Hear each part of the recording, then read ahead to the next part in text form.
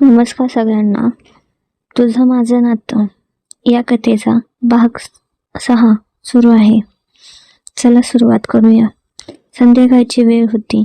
लग्नाच्या घरातील मेहंदीचा गोड कार्यक्रम नुकताच संपला होता. घरात पाहुणे, नातेवाईक सगळे आपापल्या गप्पांमध्ये आणि खाण्यात रमले होते. पण वरच्या टेरेसवर मात्र एक वेगळंच जग होतं. तिथे पार्थ आणि अवनी शांतपणे एकमेकांच्या सहवासात रमून एकटेच बसले होते. टेरेसवर एक मंद शीतल हवा वाहत होती. खाली दिवाळीच्या पणत्यासारखे दिव्याचा हलकासा पिवळसा प्रकाश पसरलेला होता. त्या प्रकाशात अवनीच्या हातावरची गडद लालसर मेहंदी अजूनच उठून दिसत होती. जणू तिच्या प्रेमाचा रंगच तिच्या हातावर उतरला होता. पार्थ तिच्याकडे कितीतरी वेळ बघत होता. त्याच्या डोळ्यात एक वेगळीच चमक होती. तो तिच्याकडे पाहत हळूच म्हणाला, "अगं, तुला माहितीये का, ही मेहंदी तर सुंदर आहेच, पण तिच्याही पेक्षा तूच जास्त सुंदर दिसते आहेस. तुझ्या चेहऱ्यावरचा हा ग्लो कमाल आहे."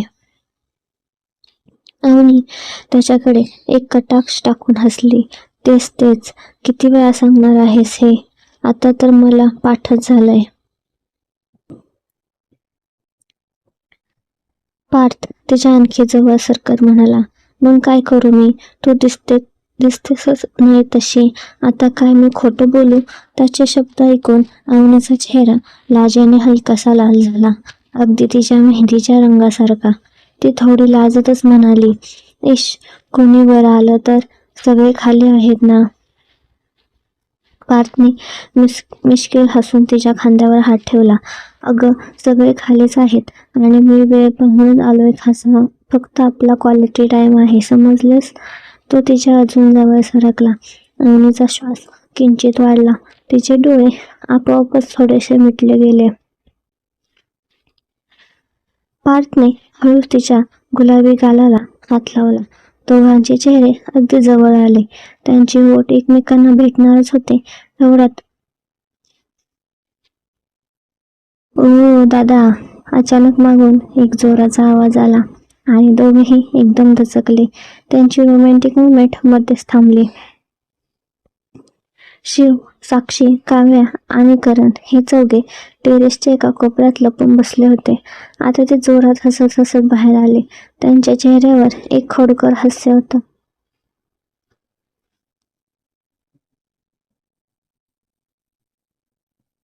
शिवने हात कमरेवर ठेवून अगदी मोठ्या माणसासारखं नाटक करत म्हणाला, "दादा, वहिनी, आईने काय सांगितलं होतं लक्षात आहे ना?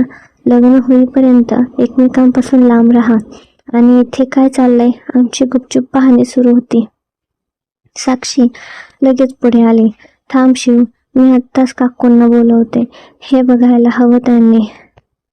पार्थ एकदम घाबरला. त्याच्या चेहऱ्यावर जे रंग उडाले. "अगं नको, प्लीज काही सांगू नका आईला. आम्ही कुठे काही करत होतो, एवढंच तर बोलत होतो."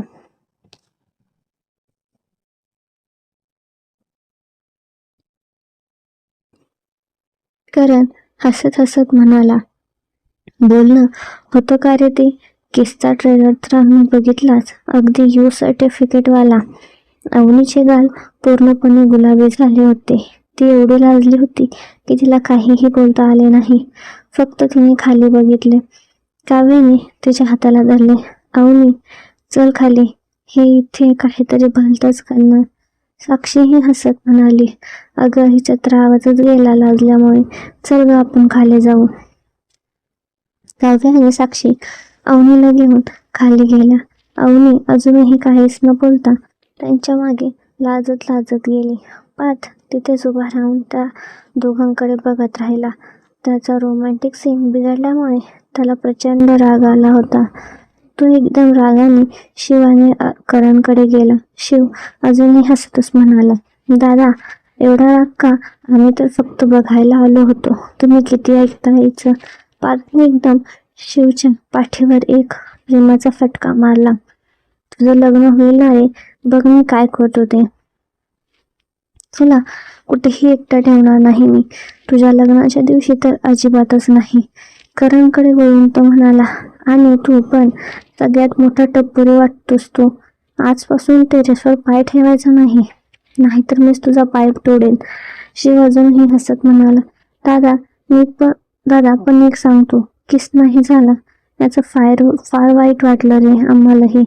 पाठ रागाने हसत हसत म्हणाला, अरे जरा वेळ दिला असता ना, सीन कम्प्लीट झाला असता. तुम्ही आमच्या लव्ह स्टोरीचे विलन आहात. करण खदगडून हसला. दादा आता पुढचं काही करायचं असेल तर सीसीटीव्ही बंद करा आधी, नाहीतर पुन्हा फसाल.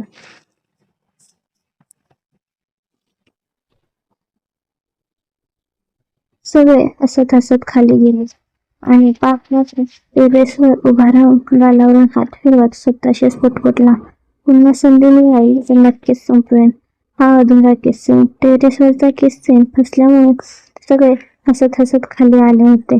पाच मात्र अजूनही थोडा चिडलेलाच होता. कायम हसणारा, नेहमी हसतमुख असलेला तो आज मात्र नर्वस होऊन तोंडावर हात ठेवून शांत होता. त्याच्या डोक्यात फक्त तो अधुरा सीन फिरत होता. तेवढ्यात साक्षी आणि काव्या अवनीला घेऊन किचनमध्ये गेल्या.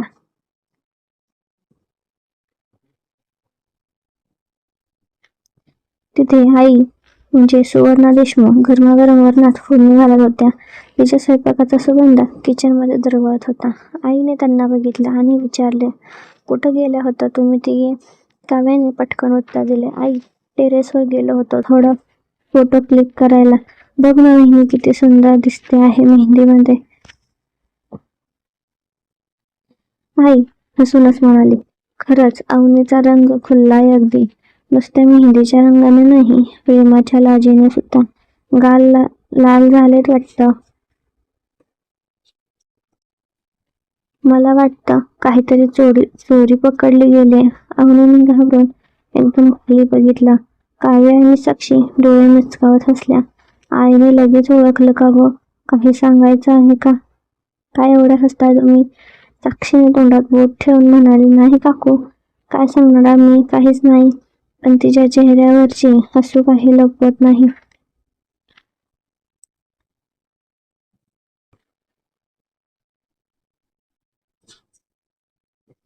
तेवढ्यात करणने खाली येऊन हळू शिवच्या कानात सांगितलं, ब्रो आईला थोडं थोडं कळलं वाटतं.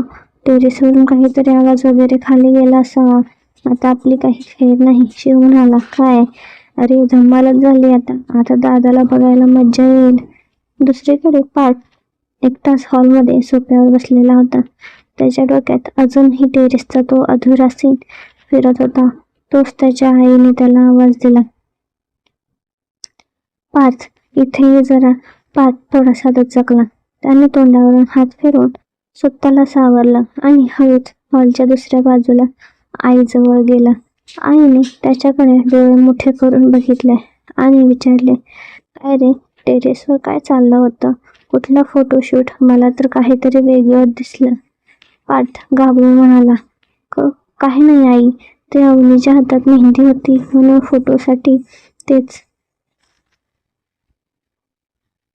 त्याचे शब्द अडखळत होते. आई थोडं हसले, फोटोशूट? तुझ्या डोळ्यात मेहंदीपेक्षा काहीतरी जास्त गडद दिसतंय मला. आणि तुझे गाल का एवढे लाल झालेत? पाप पटकन विषय बदलतो.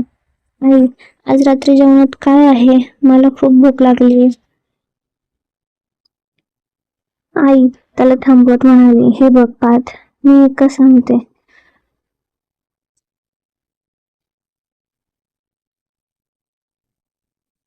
लग्नाआधी थोडं कंट्रोल कर. सगळे पाहुणे घरात आहेत. घरातल्या लहान मुलांनी जर काही पाहिलं किंवा ऐकलं तर गैरसमज होण्यास वेळ लागणार नाही. पार्थने मान खाली घातली, सॉरी आई, थोडे लक्ष ठेवीन. वचन देतो. आई त्याच्या खांद्यावर हात ठेवते. मला माहिती तुझं आणि अवनीचं प्रेम खरं आहे, पण वेळ आणि जागा याचं भान ठेवा. आपल्या संस्कृतीमध्ये या गोष्टी लग्नानंतरच शोभतात. तो हळूच असतो. आई पण सीन फक्त थोडासा उरला होता. एवढंच, अगदी क्लायमॅक्स मिस झाला. आई डोळे मोठे करून बघते, कुठला सीन? अरे लास्ट तरी ठेव. तुझ्या लग्नानंतर असे कितीतरी सीन होतील.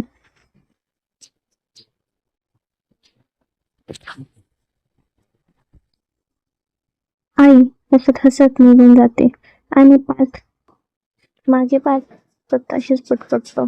आता शिव आणि करणचं लग्न झालं की बघ मी काय करतो. यांना आयुष्यभर त्रास.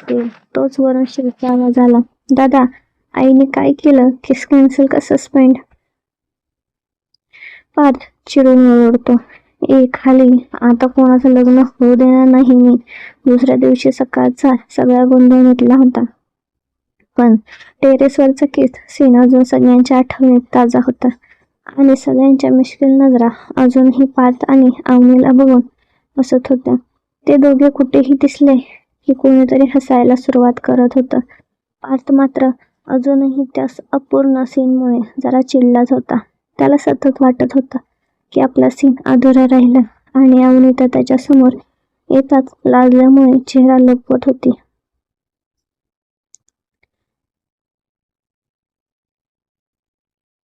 तेवढ्यात हॉलमध्ये जोरात आवाज झाला. काव्या ओरडली. आलात का रे दोघं? चला पटापटा तयार हो. आज तुमचं प्री वेडिंग शूट आहे. आम्ही सगळं ठरवलंय. अवनी चकित होऊन म्हणाली. काय?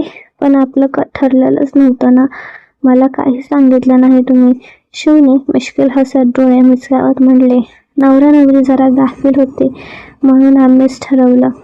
फोटोग्राफर बुक केलाय, स्पॉट फिक्स केलाय आणि गाडीही बाहेर उभी आहे. तुम्हाला फक्त तयार व्हायचंय.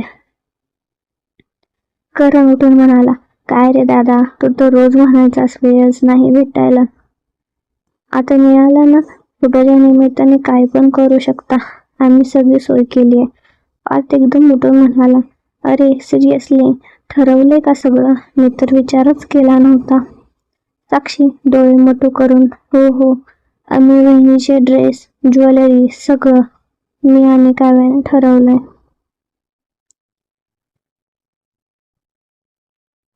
अगदी छान फोटो येणार. तुम्ही दोघे स्टार दिसणार आहात. अवनी अर्धी घाबरलेली आणि अर्धी आनंदी होऊन म्हणाली. माझी तयारीच नाहीये. केस विचारायचंय, मेकअप करायचाय, काही नाही जमणार. मला भीती वाटते. काव्या म्हणाली. अवनी, आज तो नायट्रोजन नाही, फुल स्पीडमध्ये जळणार आहात. चला लवकर तयार व्हा. आम्ही आहोत ना मदतीला.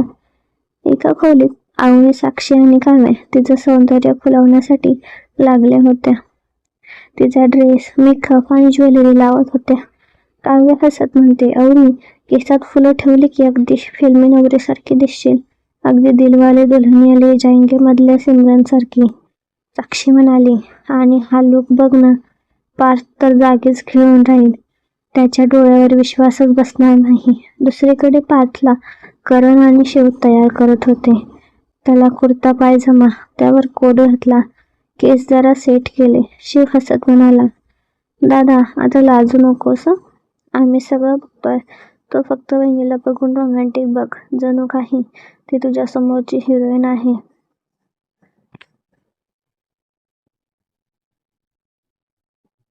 संध्याकाळची वेळ होती. पुण्याबाहेर एक सुंदर शांत असं ओपन फार्म हाऊस होतं. तेथे प्री वेडिंग शूटची तयारी सुरू होती. एकीकडे रंगीत पगड्यांचा सुंदर झुला होता. दुसरीकडे विंटेज सायकल ठेवलेली होती. झाडावर फेरी लाईट्स चमचमत होत्या. मधोमध एक छोटं तलावासारखं पाण्याचं दृश्य होतं जिथे कमळाची फुलं तरंगत होती.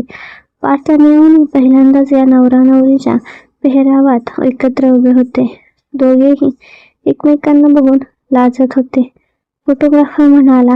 Ready, first pose. Parth sir वहिनीला मागून हातात घे आणि डोळ्यात बघा. अगदी फर्स्ट लव्ह असल्यासारखं. पार्थने हलके अवनीला मागून धरले. अवनी जरा घाबरली कारण सगळे त्यांच्याकडे बघत होते. तिला लाज वाटत होती. पार्थने तिच्या कानात कुजबुजले.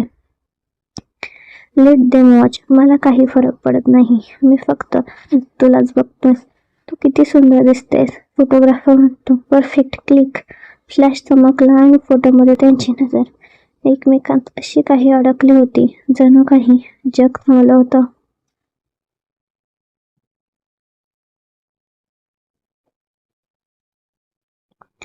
साक्षी ओरडली. अरे दुसरा पोज करा. तो बॉलिवूड आला. पावसात नाचणारा. मला तोच बघायचा आहे. करणने लगेच पाईपमधून पाण्याचा स्प्रे सुरू केला. थोड्याच वेळात तिथे पावसासारखं पाणी पडू लागलं. अवनी ओरडली. अरे ड्रेस खराब होईल आणि ओली होईल. पार्थ हसत हसत अवनीचा हात पकडला. चल ना थोडं भिजू, काही हरकत नाही. आयुष्यभर तुझ्यासोबत भिजायचंय. तर फक्त एक ट्रेलर आहे. अवनी लाजून त्याच्या छातीवर डोकं ठेवते आणि ते पावसात भिजत रोमॅन्टिक डान्स करतात.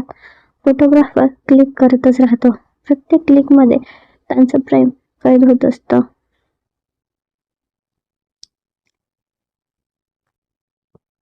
एक सीनमध्ये पार्थ सायकलवर बसतो आणि अवनी मागून त्याच्या खांद्यावर डोकं ठेवते.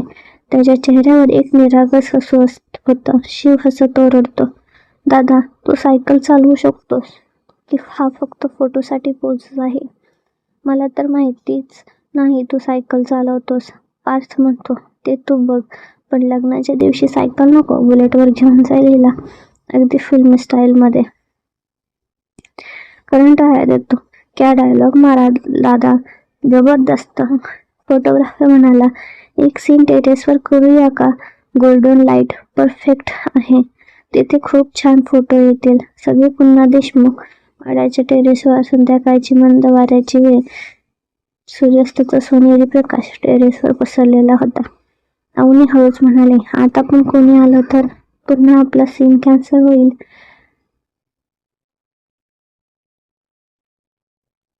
पार्थने मुश्किलपणे हसून तिला जवळ ओढले. यावेच लागेल त्यांना, पण आता मी कोणालाच मध्ये येऊ देणार नाही. सीन अधुरा राहिला नको ना. आता तो क्लायमॅक्स पूर्ण करूया.